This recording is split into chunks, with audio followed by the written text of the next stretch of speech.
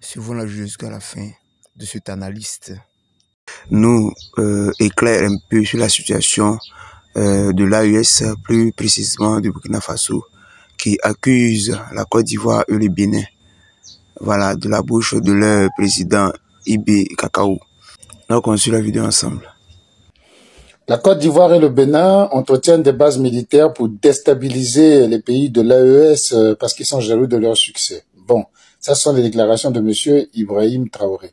Mais je voudrais quand même ramener à une réflexion. Ces gens ont fait un coup d'État sur une raison principale. C'était qu'ils voulaient diversifier leurs partenaires. Parce que, paraît-il, ils étaient un peu enfermés avec la France comme unique principale ou je ne sais quel rôle il avait comme partenaire, alors qu'en réalité, la principale production d'exportation d'un pays comme le Mali, c'est l'or, et que dans son or est vendu à l'Afrique du Sud à 40%, et à 40%, il est vendu à la Suisse. Et le reste, c'est du coton qui est exporté vers le Bangladesh. Alors, qu'est-ce que la France venait faire là-dedans? Difficile à comprendre ensuite. Il voulait également, c'est pareil pour le Burkina Faso, dans l'or, alors là, de son côté, est exporté quasi entièrement en Suisse, à plus de 80% exporté en Suisse. Et il n'y a pas de compagnie minière française, ni au Mali, ni au Burkina Faso. Mais enfin, c'était la théorie qu'ils avaient trouvée, qu'ils avaient envie de diversifier leurs partenaires et de tourner le dos à une France qui les écrasait, qui les étouffait. Force est de constater qu'aujourd'hui, 4 ans après le coup d'État au Mali, 2 ans bientôt au Bénin, etc., au lieu de diversifier leurs partenaires, on se retrouve avec les pays les plus isolés au monde. Les pays les plus isolés au monde, ils n'ont de relation avec personne, personne ne les invite, personne ne vient leur rendre visite. Oh, quand ils ont de très hautes personnalités à recevoir, c'est l'ex-français Kémy Séba, c'est le très grand professeur de philosophie au lycée pour qui on déroule le tapis rouge, mais sinon, ils sont isolés du monde, ils n'ont plus que la Russie comme partenaire. Une Russie qui ne les aide en rien, une Russie qui ne peut même pas leur prêter une cartouche, tout est payé rubis sur l'ongle, alors qu'ils avaient des prêts, des dons, etc., d'une valeur extraordinaire. Vous vous rappelez de l'affaire du blé donné par la Russie au Burkina Faso? 50 tonnes à distribuer à 7 pays, nous avions calculé en son temps. La part qui revenait au Burkina Faso, cela faisait à peu près 126 francs CFA 126 francs CFA par burkinabé. Ce que le Burkina Faso recevait lorsqu'il avait des partenariats ouverts avec l'Union européenne, les États-Unis, la Suisse, l'Union européenne et chaque pays à l'intérieur de l'Union européenne individuellement, ça représentait près de la moitié du PIB du Burkina Faso qui était couvert par les aides qu'ils recevaient de l'extérieur. Donc à cette époque-là, ils n'avaient pas de partenaires assez diversifiés. Maintenant, ils ont des partenariats diversifiés avec la Russie, nous expliquons. Donc la seule Russie est diversifiée. Et quelle Russie? Un pays qui se trouve aujourd'hui lui-même au banc des nations, qui n'a plus que 3-4 pays qui coopèrent avec lui. Et voilà leur unique partenaire et qui ne leur donne rien. Russie, très grand pays producteur de pétrole, il faut le rappeler. Et le Mali est en train de traverser en ce moment une crise extraordinaire de carburant, n'arrive pas à en trouver. Et la Russie ne s'est jamais proposé de donner un seul litre de carburant au Mali afin de faire tourner ces centrales pour que l'électricité soit. Vous avez appris l'information. Aujourd'hui, l'aéroport de Bamako ne peut plus accueillir d'avions parce qu'il n'y a pas de kérosène. Ethiopian Airlines, la compagnie turque, ont déjà annoncé qu'ils n'atterriront plus à cette escale.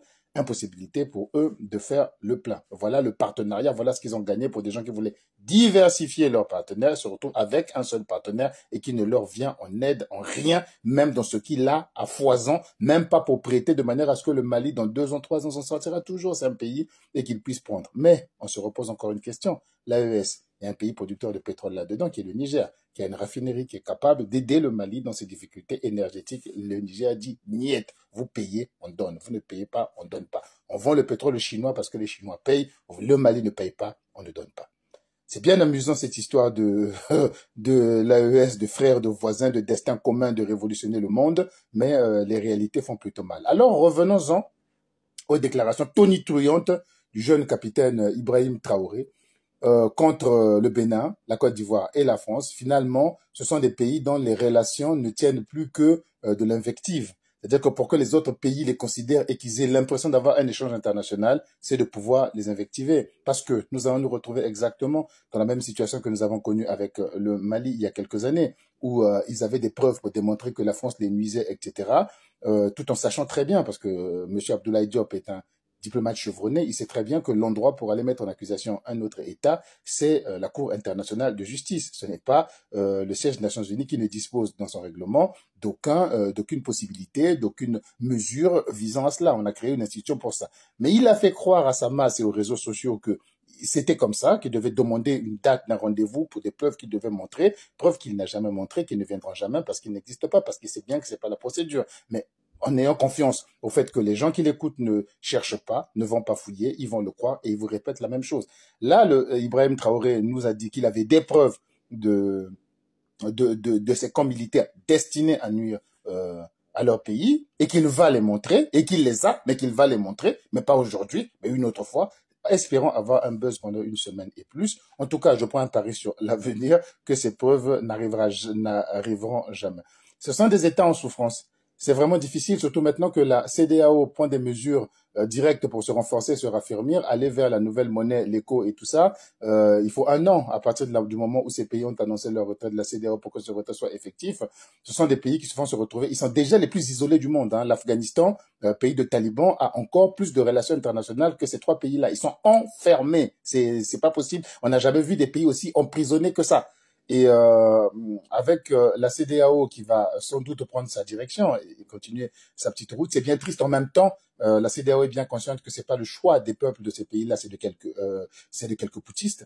N'importe quel régime dignement élu qui arrivera au pouvoir demandera de réintégrer la CEDEAO. Cela va de soi. Donc la CEDEAO est obligée de jouer un peu à la mesure pour ne pas pénaliser le peuple par la faute de quelques personnes, mandatées par personnes qui ont pris le flingue parce qu'ils étaient à côté d'un président pour dire que toi, tu descends. Donc, la CEDEAO est dans une situation compliquée entre penser au peuple et penser à soi, avec un président comme le président Ibrahim Traoré qui a des populations de plusieurs millions en Côte d'Ivoire, qui se soucient peu d'eux, de leur avenir, de ce qu'ils vont devenir, en essayant d'agresser verbalement, diplomatiquement, un pays sur lequel repose l'espoir de nombreux de ses compatriotes. Donc, ce sont des gens qui n'ont aucun souci de leur pays, il faut le dire, et qu'il faudrait que ce soit les voisins, les étrangers qui aient plus de soucis pour les Burkinabés que le président burkinabé lui-même. C'est triste et c'est pathétique.